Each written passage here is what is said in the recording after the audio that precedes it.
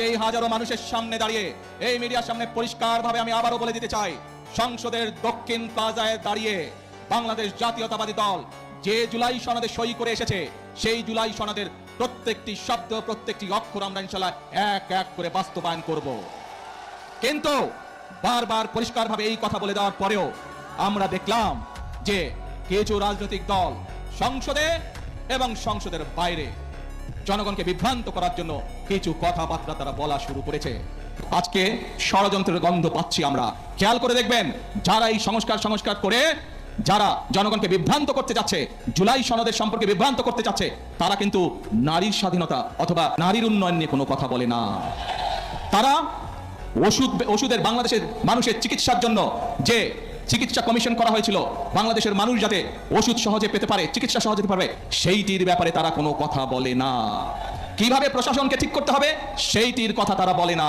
কিভাবে আইন শৃঙ্খলা ঠিক করতে হবে সেইটির কথা তারা বলে না। তারা শুধু সংবিধান এই বিষয়ে কথা বলে। প্রিয় ভাই বোনেরা, দেখেন তারা কিভাবে বিভ্রান্ত করছে। নির্বাচনের সময় আমি আপনাদের বলেছিলাম যে কিভাবে তারা বিভ্রান্ত করছে।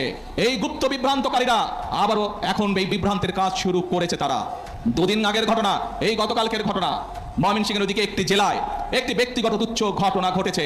এক ছেলে এক মেয়ের সাথে প্রেম করতো, তারা বিয়ে শাদী করেছে, তাদের পরিবারের সমস্যা দেখেছেন আপনারা, ফেসবুকে দেখেছেন না? কিন্তু সাথে কি এটাও দেখেছেন একটি পারিবারিক একটি ব্যক্তি ঘটনাকে কারা রাজনৈতিক রূপ দিয়ে দেশে অশান্তি সৃষ্টির চেষ্টা করেছে? দেখেছেন আপনারা সবাই? প্রিয় ভাই বোনেরা, এদের সম্পর্কে সতর্ক থাকতে হবে। মুক্তিযুদ্ধের সময় আমরা দেখেছি তারা কিভাবে বিভ্রান্তির চেষ্টা করেছে দেশের মানুষকে। 86 সালে নির্বাচনে আমরা দেখেছি তারা কিভাবে বিভ্রান্ত করার চেষ্টা করেছিল দেশের মানুষকে।